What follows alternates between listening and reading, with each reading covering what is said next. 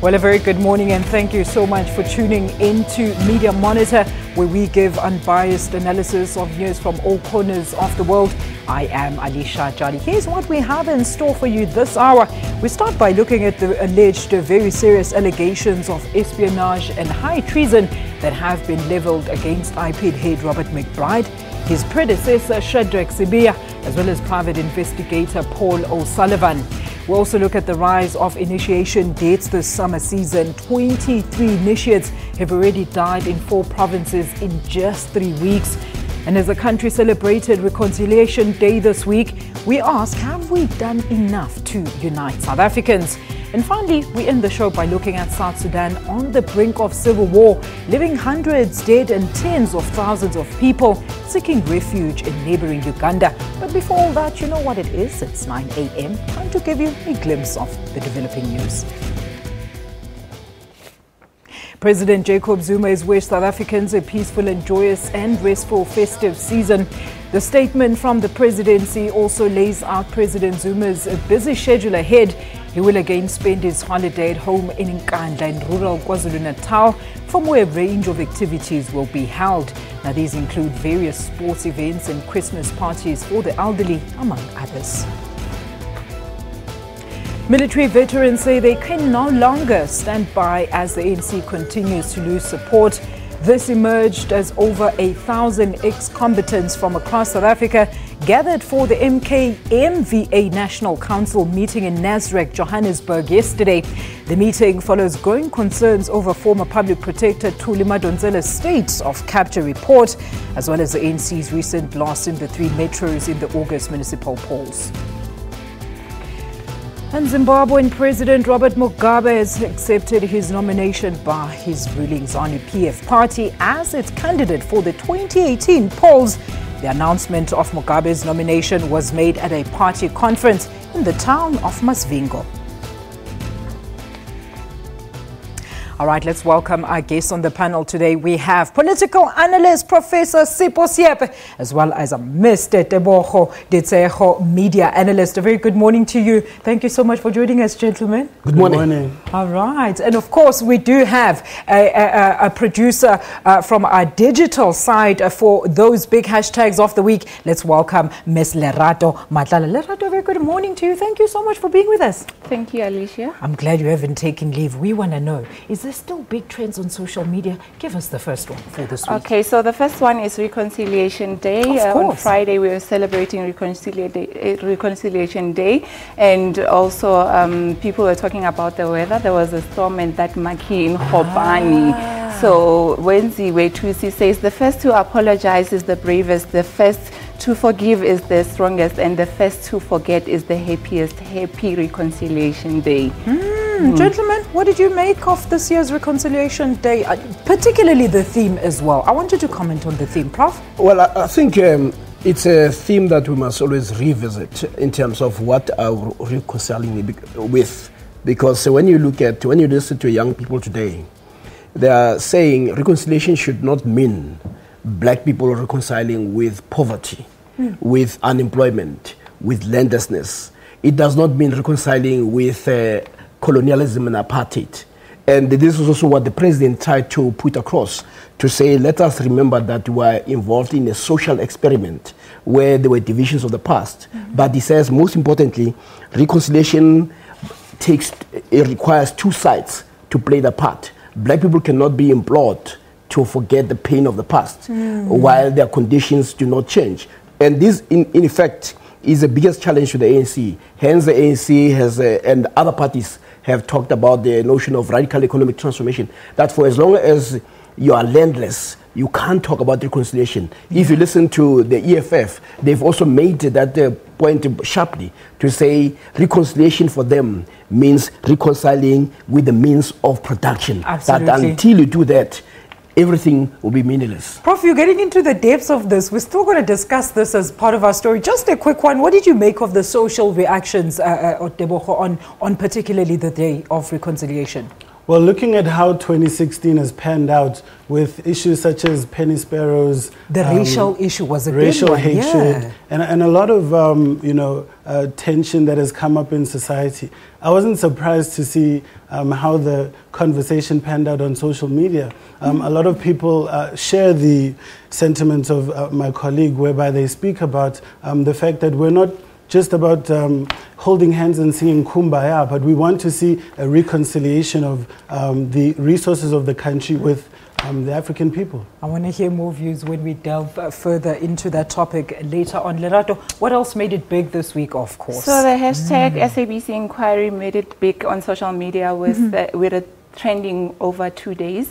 People following the proceedings, and also the highlight was the minister appearing before the committee. So Philip says would just like to congratulate, celebrate even the hashtag SABC inquiry MPs, an example of how Parliament should work. Gives me hope. This committee has been hailed for the way that they actually handle things. Deboho, Professor will get you just now.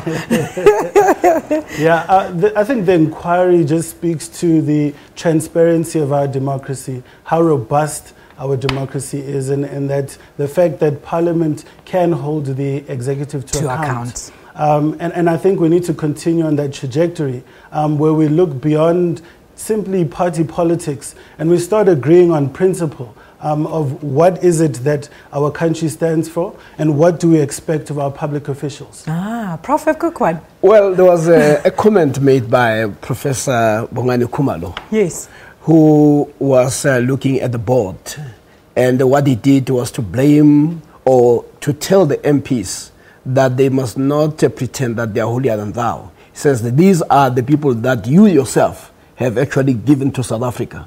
So you, in as much as you can make noise about other people, you must also assume the responsibility that these people have passed through your net. So in future, you must be able to say, are these people having the competencies and the skills that are required? Absolutely. But you can play these games that you play, but you must assume responsibility as well. And he was one of the first people to simply saying, we are all responsible. And I thought it was a very good, because ultimately the Parliament appoints a board through, of course it's the president who appoints, but they recommend to the president. And the board appears before Parliament all these years, and they have not raised their voices. So what some people are saying is that this grandstanding may also, especially from members of the ANC, may have to do with the elective conference that is about positioning. So we need to, so it was a very good submission by him to say, let us at least be honest and be self-reflective of our own behavior as well. Well, that commission, actually the committee continues in January and wraps up on the 28th of February. Let's look at other news that made it big. This is a very worrying story, Lerato. Yes, the hashtag Aleppo. We saw the Syrian government taking over Aleppo, and also the evacuation of civilians starting. And Leanne says what's happening in Aleppo is truly heartbreaking. What is wrong with the world? Let's pray for humanity. Say hashtag save Aleppo. Prof? Well, what it shows is the failure of the international community here. You know, when Mandela was alive, he used to say, never again, never again. But we see these atrocities, these tragedies taking place. But if it was in places where there was real material interest for the superpowers, they would have long stopped this. So for them, this is not so much of an interest. And that is why we should actually be ashamed as human beings. But also to hold those, the top 5 people in the Security Council to say, but you have the power, you have the resources, but why have you allowed this to happen? It's the same way as with the girls in Nigeria. That how could they disappear when you have all this technology to be able to track people? Rwandan genocide. This it opens up old wounds. Debo. Yeah, it is quite unfortunate that we're seeing this happening in this day and age. From my perspective, I think also we need to question the rebels themselves, of who armed the rebels, and is that acceptable in any democracy? For you to use armed force in order to take over the government, particularly when there are other ways to deal with such issues. Absolutely. And who is creating this tension? We need to investigate that. Yeah, well, I think we're going to be dealing with a similar story on South Sudan, a very worrying issue that has cropped up. But Lerato, do give us our final big hashtag for this week. What was it? So it was hashtag if apartheid did not happen. So people were just talking about a South Africa that doesn't have a history of apartheid. Don't we all dream of that? What are they saying, So Kaile says if apartheid did not happen, I think RSA, South Africa would be a much better country. The world would be a much better place. And Vincent says, I will be earning the same salary as the same white staff doing the same job as me with the same qualifications. More tweets? And then Tabiso says, all South Africans would be equal in terms of opportunities, wealth and health, etc. Do you share the same sentiments? Before we read the last tweets. Prof, let's start with you. Well, first of all, the damage psychologically that apartheid did to our people would not have been there. We enter into the world looking up to whiteness as a betrayed, as that which matters. And we would have entered the world being confident people who are also willing to learn and appropriate wisdoms that emerge from others. But at the moment, we enter it as people who are beggars. People, right now, we're talking about in a country of our birth, of the birth of our ancestors. This is where we are still landless. We are actually trespassers in a country of our own. So those things would not have been there. So, but the most important thing is the damage that he has done to the black child, to the African, who feels that he's second class, that he's almost like one of those does not see himself as equal to other nations. There were psychological damage there. In the book Pre-Colonial Africa by Dr. Chik Anta Diop, he says that before colonization, Africa was characterized with abundance and poverty couldn't be seen. And now we're sitting at a situation where 12 million black South Africans are not participating in the economy. And therefore, most of those people on social media are correct. If apartheid didn't happen, we would be living in a prosperous society for all. Oh, wow. Well, we can only dream of that and hope that, things like your Reconciliation Day are some of the measures that will actually bridge the gap in trying to make sure that we move together forward as a country. Lerato, where are people going to get all these news you've been telling us about? Give them the URL. So the URL is www.sabc.co.za/news. All right. This is Lerato Matala. She'll be back again next week. Thank you so much for joining us. Let's take a quick ad break. And after that, we're going to look at the history behind the Reconciliation Day and many more. Do stay tuned for more right here on Media Monitor.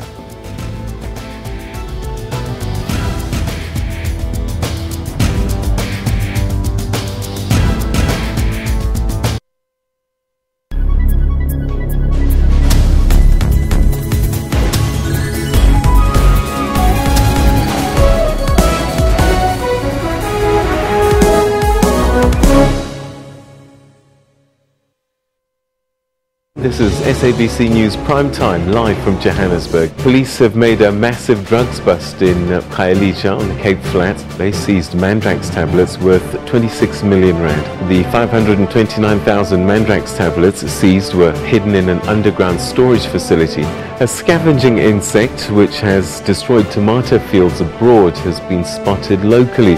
Several organizations are working together to fend off this potential catastrophe. In 2008, it jumped the Mediterranean from Spain and caused havoc in 15 African countries.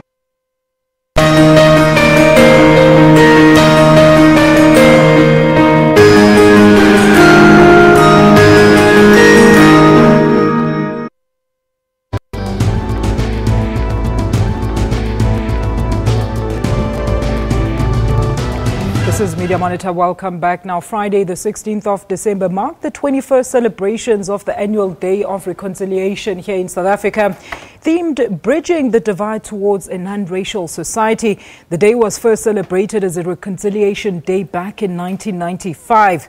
The post-apartheid government in 1994 chose to represent national unity by picking a date that had significance for both the Afrikaner and liberation struggle traditions.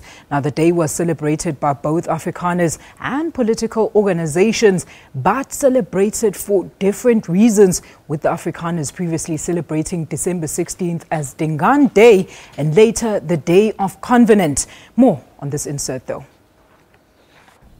Singing struggle songs.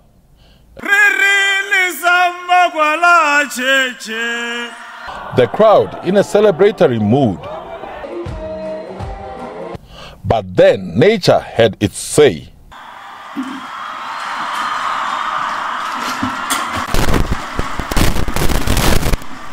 As strong winds collapsed some parts of the marquee where the president made his address. This brought the day's event to an abrupt end, but not until the president had his say. We should thus not regard reconciliation as an easy matter. It is profound and requires a lot of work by all of us. The president also thanked the people of Kgopane for having assisted freedom fighters during the battle against apartheid as they were making their way to Botswana. Kgopane is one of the villages which experienced bloody confrontations between the people on the one hand and the apartheid government and its collaborators on the other. The Northwest government was to erect a monument where President Zuma was arrested in 1963. As government in this province, we took a decision to do a sword turning for a monument of the capture site where you got arrested, so that future generations can learn from this history which is not going to be erasable. The president says people who died during the 2012 strike in Marikana must also be remembered as the talk about reconciliation continue. Solofelo Matibedi, SABC News, Kgopane in Lihurutse near Zeerust. Prof, let's talk about how we celebrate Reconciliation Day. What should we be doing on that specific day? I think we should do what the president has actually suggested that we should do. Let's have a discussion. Understand that we are embarking on a social experiment. With who, though? And amongst ourselves. Remember what we chose to do, despite the fact that we've said apartheid is a crime against humanity. Our approach was not on retribution.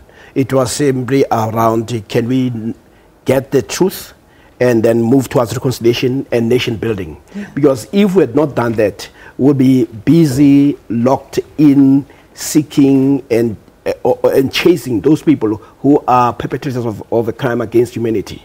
But the development and the conditions of black people demanded that it is the wisdom of our people who also say, instead of wasting all your energy, let us move together as a nation. So it is that experiment. Mm-hmm. But that experiment, as the president put it, it cannot be one way.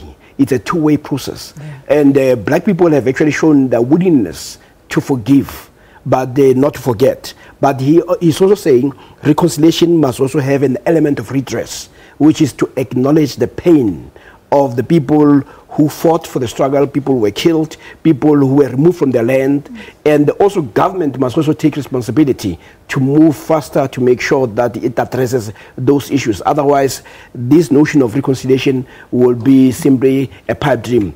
You are not going to have somebody who is landless reconciling with somebody who owns all the land. Mm-hmm. You have white people in this country who own even mountains, but wherever you see black people, you see them squashed and in squatter camps. And what are you reconciling with? This is a question that the young people are asking today. As youth, Deboho, what should we be doing on this day particularly? Well, I'm reminded of what President Nelson Mandela said on the 16th of December 1995. He said reconciliation means working together to address the past injustices. And we must correct those past injustices. Now, one of the past injustices was racism. And a lot of us don't understand what racism really is. We kind of inflate prejudice with racism. Yeah. It's like, for an example, if you cough, people should not call that the flu. That's a symptom of flu. Mm-hmm. In order to kill the flu, you need to kill the virus. Now, racism is a social structure which affords benefits and privileges to some, and it oppresses others. Yeah. Now, until you break that structure, you will continue with the cough, which is what happens when somebody calls you the K word, when somebody says, I don't like black people. That is just a cough. Yeah. You need to deal with the social structure. And so for me, I think that we need to look at economic justice. Sure. For me, economic participation. And I wanted to also discuss the BE rules and to explain why is it that BE is not going to lead to radical economic transformation. And I'd like to ask the viewers at home to please go and read the BE policy so that for yourself you can see why is it that BE is not going to deal with the structural racism. What it does is encourages participation in a racial structure, in a racist structure. Yeah. And we need to dismantle it, not participate in it. Yeah. But you know, Prof, I mean, we keep going back to these whenever we start to talk about bridging the gap between, you know, our racial divides. It's always the issue of racism as well as the land issue. When are we going to get to the bottom of it then? Because you have a ruling party that chose not to address that. I think they counted on probably the numerical strength that black people have, and that gave them comfort. But unless you deal with the structures, as my colleague indicates, that what we've also done, we've allowed ourselves to be included in structures that are anti-black, anti-worker, and anti-poor. And you're not going to address that. So until you go to the root, actually Mandela himself, if you listen to his speech at the Rivonia trial, he talked about white supremacy. Yeah. And it's very important to understand what white supremacy is, because it implies black inferiority. And what black people have actually done, they've accepted the conditions of inferiority. This is why when you go to universities, the obsession that we have is no longer in black universities, it's in white universities where we want to be included. Yeah. That's when you look at our ministers, where do they take their children? They'll never take them to black universities because they don't believe in blackness. So until you deal with that, but also with the structures of the economy, and we have not dealt with that because we allowed people like Desmond Tutu to hoodwink us into stuff, nonsense called rainbowism, non-racialism, things that don't really matter. Ultimately, what counts is really making sure that economically there is a change. And of course, the BE, even as you rightfully indicated, it's all about inclusion. Yeah. It is not about shaping the economic relations between black and white. Yeah. And that is where the challenge is. But I mean, what is your take then on those comments? I think you saw in the insert when I introduced it, it says the 16th of December was a day for both the Afrikaner and the original South Africans to celebrate this day. But a lot of people are saying that, you know, the white people are not receiving to those measures that are being taken to try and move towards that economic and, you know, land and racial, you know, dialogue to try and see what we can come up with there. Because they don't have to. So we're in a stalemate. They don't have to relinquish. So we're in a stalemate. They don't have to relinquish their land, their privileges, because the current conditions allow them to keep what was stolen. Now, if you look at the BE policy, there are about 7 criteria, of which 2, one is ownership, and the other is management control. The figures are still shocking. Right? Yeah. Right? Ownership, management control is 2 of the criteria. You only have to meet 5 of the criteria, which means that a white-owned and controlled company can be a level 1 BE contributor. And the BE policy says that you must hire 50% black workers. You know, so that means that essentially what they're saying is we're not trying to take control of the economy and address past injustices. We're trying to get you to work with the racial structure that is currently existing. And that is why that policy is not going to work in addressing the past injustices. Aha. So you're saying that the root of all this unrest is actually the social as well as economic inequality, Prof? That is primarily the issue. And if the ANC, and one of the things why you start having organizations like EFF, is because they are beginning to talk to the black condition of dispossession, the black condition of anger, that say, what does this freedom mean? Because it appears like, for me, it's freedom. that I'm doomed in my own country, and that cannot be right. So until such time that we go back, even when you listen to most of the preoccupation of the ANC members, whether they're stalwarts or you don't hear them talk about the black condition. They're busy engaging about their own issues about how much they hate each other. But if I'm a voter and I'm black, I would like to hear you talk about how are you going to assist me to make sure that the land is returned? How are you going to address Do we issues? not have the constitution for that? That we just celebrated the 20th signing of that, Well, and we're saying that we don't have the structures to deal with the current impasse the most of the amazing situation. comment on that is by Dikgang Moseneke. Yeah. He says, when you look at the judiciary or cases that were before him, you find most of those cases do not talk to the issues of the past. Is that it's all about political squabbles. He says he wants to see the judiciary participating more on issues of socio-economic transformation, issues of land. So it was a very different Dikgang Moseneke who was actually reminding people that there is a promise that we gave black people in this country. There is a promise that will transform society, and we have not done so. So when political parties enter the space, they must address that notion of the pain of the past. But we young people are actually saying to us, these old guys, they're not talking to us. And you can't talk about 22 years and we still are landless in our own country. We're still impoverished. We're still insulted on a daily basis. But what we do, white folks have found a way of preoccupying us on issues that don't matter.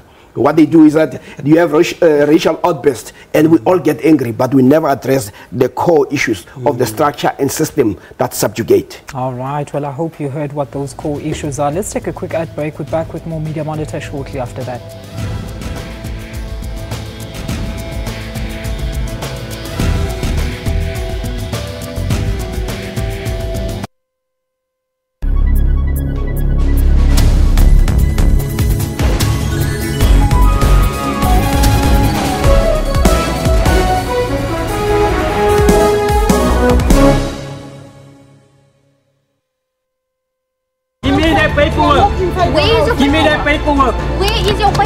Like I'm everything, I don't know what's going on. Suddenly I'm locked up. This is not fair. Senta Dwasezana. Not fair. Kuputse rent ka 200. Hape se kupula ka 200. O re ngwana o i1. 150 150 plus koloi. Yone tlamehile ime another one 150. I'm just the one to lock you out. Yes, you just want to lock me then out. You are starting gangsterism. No.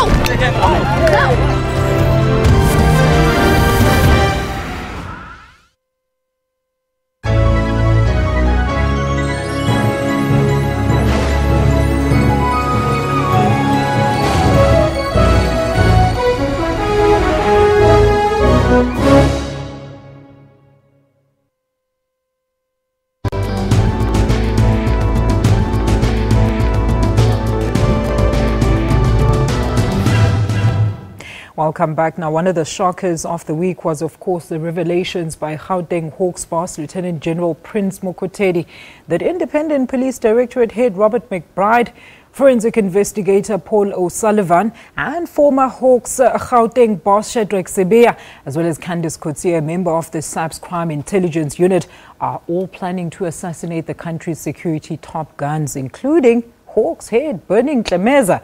And according to the allegations, the plan also includes overthrowing President Jacob Zuma's government.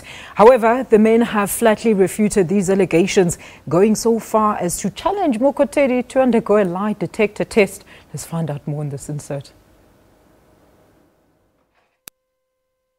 The spotlight again. This time, the Ipid boss is accused of conspiring to exterminate Hawks head Burning Tlemeza. Mokotedi has laid a criminal case against McBride, O'Sullivan and Sibiya at the Bedford View police station on Tuesday night. The Hawks has confirmed. As we speak now, the matter is receiving attention. However, we want to also caution the issues that are being labeled against us, that this maybe is a political ploy or anything. People must shy away from making assumptions before an investigation has been completed.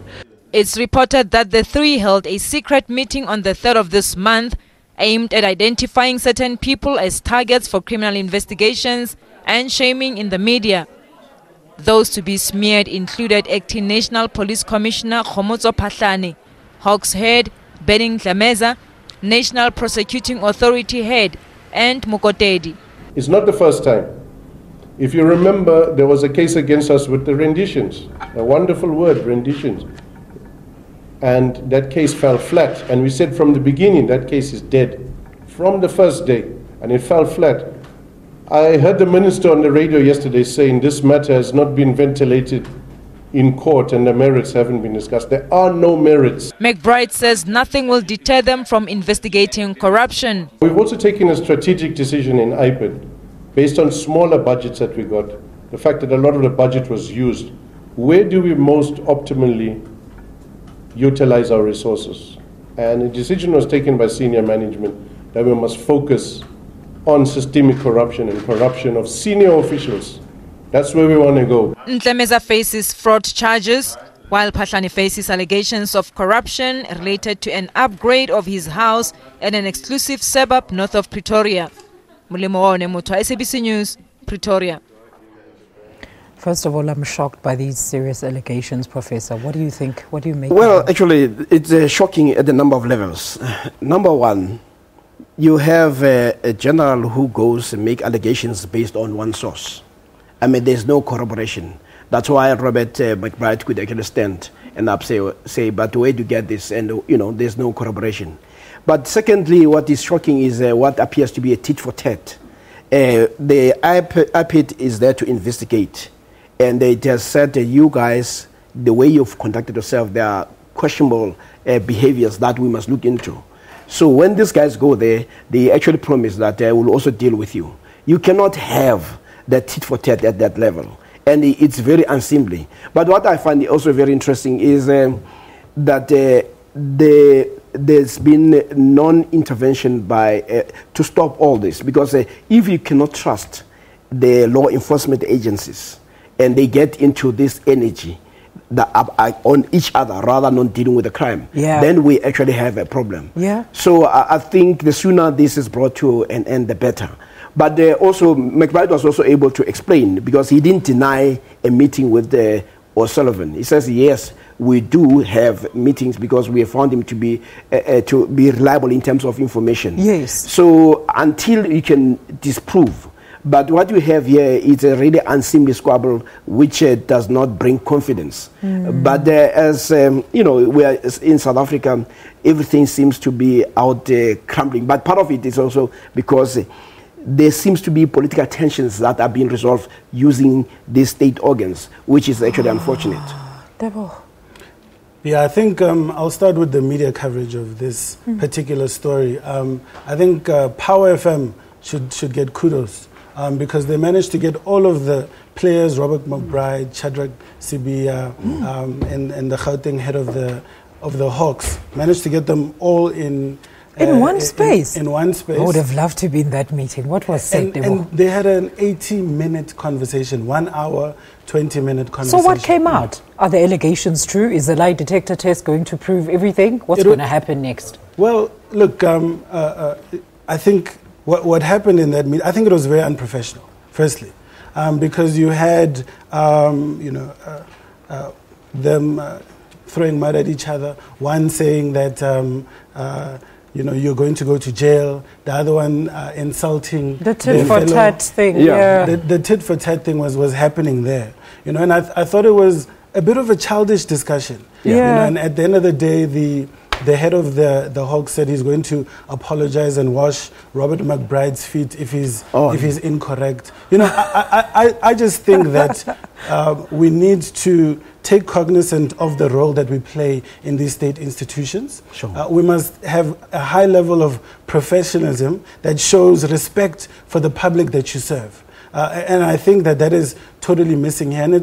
And I'm actually surprised that a person of Robert McBride's caliber, who's a former Umkhonto Wesizwe member, who played a role in the liberation struggle. A significant figure in society altogether, is now being charged with high treason, things like that. Sure. Things that, in 2013, we had our first conviction of high treason of the Buramach, It's very difficult to prove such a charge. and I think this kind of mudslinging needs to be put to an end. But I mean, on a broader scope and on a more serious note here, Prof, I know you touched on it a little bit. This judicial contest, I mean, what does it do to the actual cases that need those organizations to be attending to them while they fight amongst each other? Well, I think this notion of bring them in one room, I think it should not only be the media. The leadership in the police and the people who are in the justice cluster must be able to bring these people together and they deal with that issue.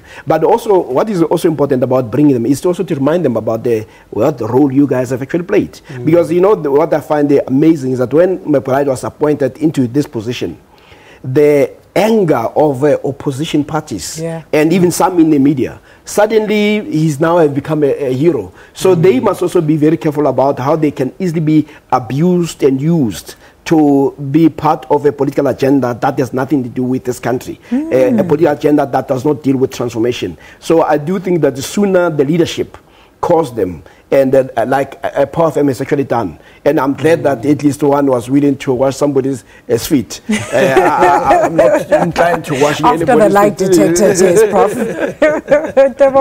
What do you want to add there? Yeah, I think what the Prof is saying is spot on. This is not good for the state institutions. No. It doesn't bring confidence. No. And it started off as the Ipid trying to investigate the Hawks and the SAPS, and then the Hawks later laid charges against members of Ipid and former members of Ipid. And for me, I think that's a bit of intimidation.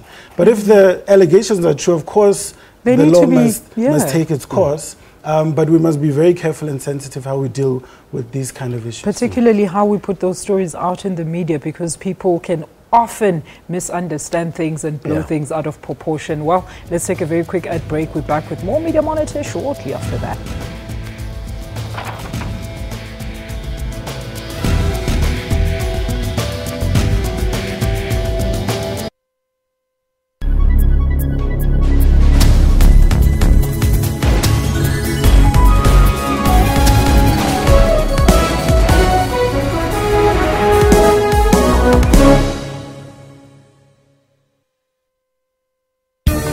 Water-wise, water is an essential need.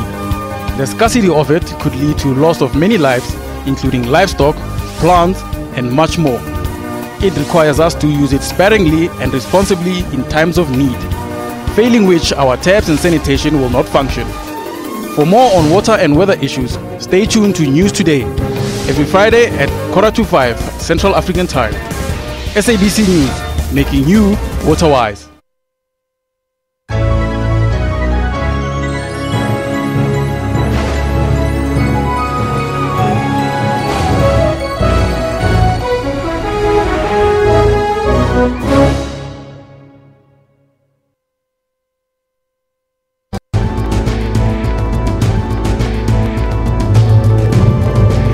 Back with Media Monitor. More than 23 initiates have already died since the start of the initiation season in December.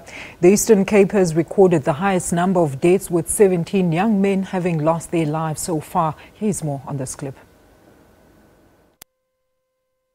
A road every Xhosa boy must walk, a passage anticipated and embraced.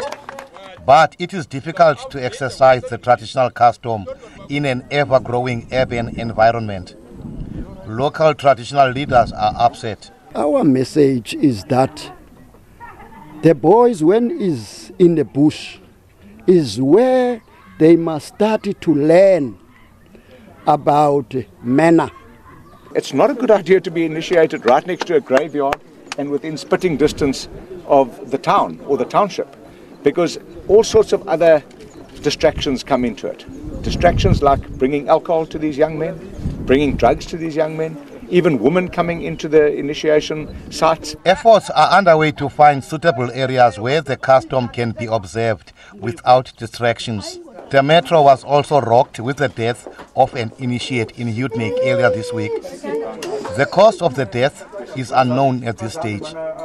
The latest death toll for this initiation season in the Eastern Cape stands at 17. Traditional leader says dehydration remains a big problem. I've spoken to the churches in the province to say they should develop a program for their congregants, in order that when boys are to go to the mountains, they should be taught, they should be made ready, and be educated about what is expected of them. The Eastern Cape initiation season is set to continue into January next year. Tabo Daniels, SABC News, Utenhage.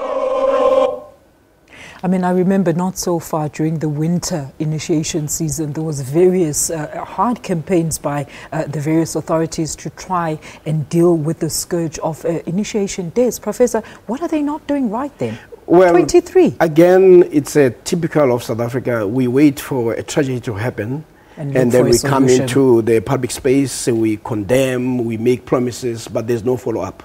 So I'm Eben Black, so I'm not familiar with these traditions, but still, it does not make sense to me that in as much as we talk about culture, we have ways in which we can deal with some of these things. True. I mean, we drive cars, so we don't say because we are African, you must be on horseback all the time. So if there are ways in which you can deal with removing the foreskin, we should take advantage of that. And that's what cultures are dynamic. There'll be other lessons. But where you have a medical treatment that can deal with something, you deal with it. But as I say, I'm Eben Black. I might be out of hand. Chief, you might be from rural area. But I do think that let's be systemic. Let's get all these traditional leaders in one space. Yeah. And in as much as they are willing to drive Mercedes-Benzes and all that, let's say, yes, our culture needs to be preserved, but we must take advantage of the technologies that enable and modernize our own cultures.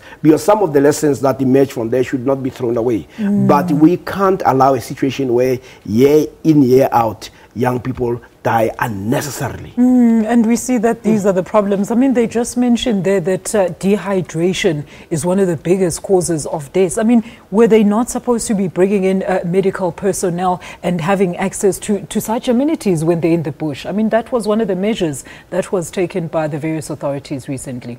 Well, I'm one who believes that we should be celebrating our culture. We should be preserving our heritage, but our heritage must also move with the times. Yeah. We must consider that there are certain things within our culture that could hold us back. There are certain things in our culture that can help us move us forward. As we spoke previously, that in Africa before colonization there was no poverty. So clearly there were great things about the way we used to govern our societies that we could have moved forward. Yeah. But then if there are people dying in initiation schools, that's unacceptable. In fact, even one death is unacceptable.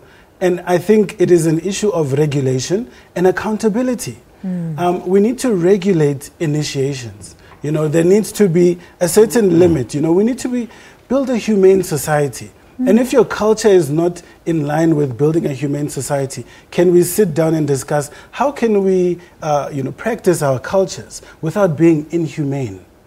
And I think that should be the bottom line. And if we regulate it and say that perhaps you may only be in the bush for this amount of time, you must be given this kind of food, water, whatever, and the process should have these medical standards, then you will take away the issue of people dying like this. But again, if people do die and you did not follow those regulations, there should be accountability. Yeah. But gentlemen, I mean, we're just talking about, reconciliation and racism and how we come back, how far we come back as black people and our originality. Don't you think a lot of people that go through initiation schools, it's mostly your people that stay in those rural areas. This is their way of life. Wouldn't there be some sort of loss of identification in the process? Should they move to the more technical or urbanized measures of circumcision? Well, if you ask any parent who allows his child or her child to go there, they do expect the child to come back alive. Absolutely. So if you start from there, then you start asking, how do we make sure that we protect our culture? Yes. But at the same time, we make sure that our children come back. And then what you do, it's an issue of having a discussion. But what we don't have is this type of discussion of empowerment. Yeah. And as my colleague says here, that we should not allow things that hold us back. to be perpetuated. Because all other cultures, they move with the times. And we, as I say, even those people in those areas, if you look at their lifestyle, they want electricity. That's a part of modernity. So why can't you take advantage of the medical skills and profession that will assist and still achieve the same objective? So let's not romanticize those aspects that are incorrect. Let's embrace our culture without undermining the lives of Africans. A quick one, Debo, whoever break. No, I agree with Prof fully that the right to practice a culture shouldn't now trump your right to life. Absolutely. All right, well, that's where we leave it. We're going to take a quick ad break. After that, South Sudan is on the brink of a collapse with no end in sight and violence. It's coming up after the short break.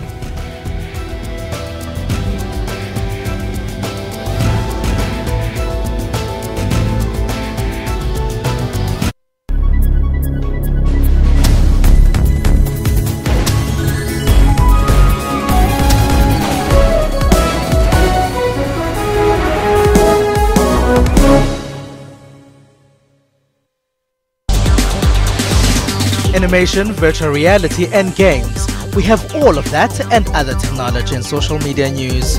I've got the full version of the game at home, so I play it a lot at home. We also tell you how Africans are using tech to improve their lives. We have to close the digital gap. So join us on Network for your African technology and social media news. That's Network with Ms. Phumelele Zondi every Sunday at 7:30 p.m. Central African Time.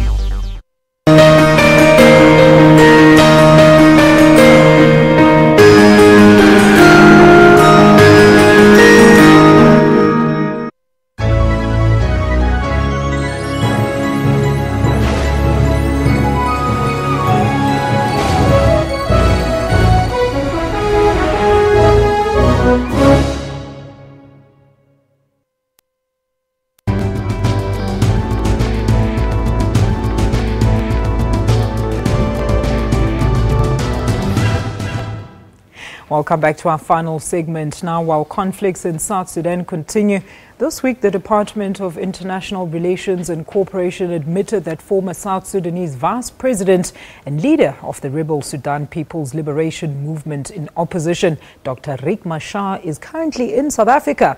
Machar arrived on November the 21st, allegedly without Pretoria's knowledge, after fleeing Juba, claiming that President Salva Kiir wanted to assassinate him. Meanwhile, Salva Kiir has asked that the South Sudanese to forgive him for the past mistakes, calling for a national dialogue for the current situation in his country, adding that government will guarantee the safety and freedom of all who participate in the dialogue, including those outside the country who oppose his government. And with ethnic violence only getting worse, tens of thousands of civilians have now fled to neighbouring Uganda. Here's more on this insert. 31-year-old Joyce is a refugee from South Sudan. She fled from her village with her 5 children after her husband was abducted by government soldiers. We had to run because these people came in the night and started burning houses. But then the government helicopters came and started shooting indiscriminately in populated areas, and many people got killed. Joyce is just one of the 260,000 South Sudanese living in this Ugandan camp. And the UN says the African country must brace itself for a massive influx in 2017. Hundreds of thousands of refugees from the country are expected to arrive as civil war back home takes on an increasingly ethnic hue, following the outbreak of fighting between forces loyal to the president and former vice president. Most of them tell us horrific and barbaric tales of violence that they're escaping from. We understand from the refugees that armed groups are attacking villages and burning down houses.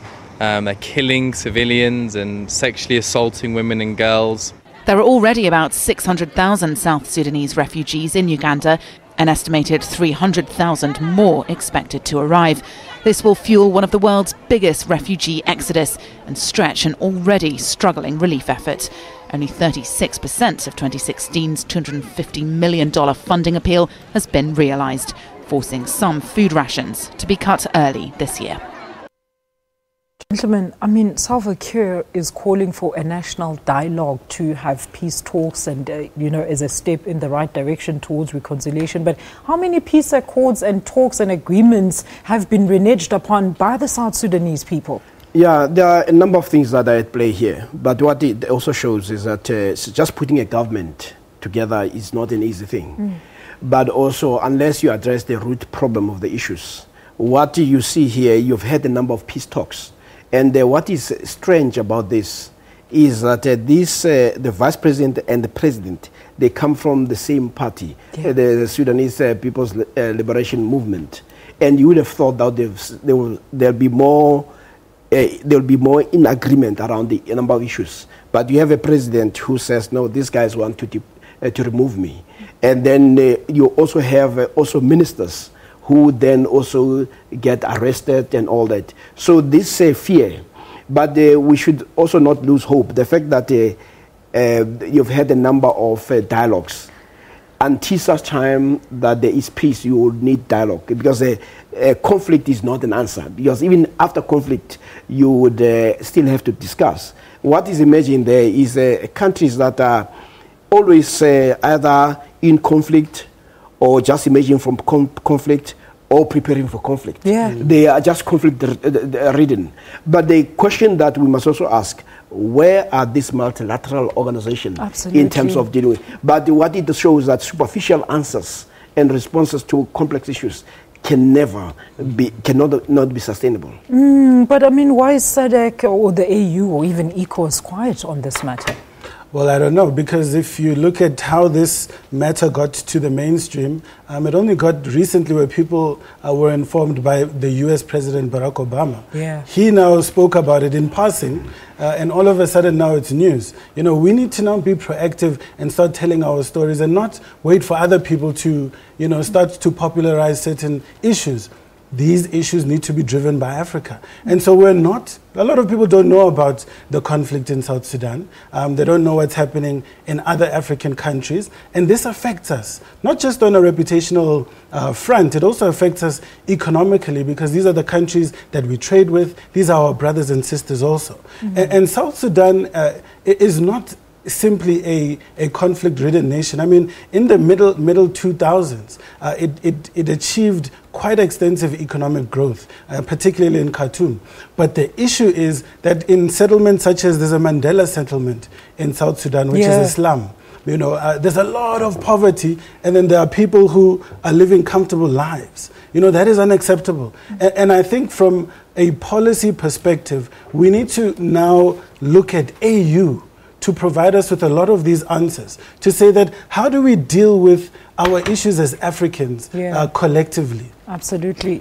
Salva Kiir was here, I think it was 2 weeks ago, correct me if I'm wrong. Now, according to reports, Riek Machar was being held, particularly under house arrest, but Durko, of course, refuted those claims. But what do you make of, the current situation that both the vice president and the president will come to South Africa to seek refuge, and then still nothing happens? Prof, what are we supposed to do as South Africa?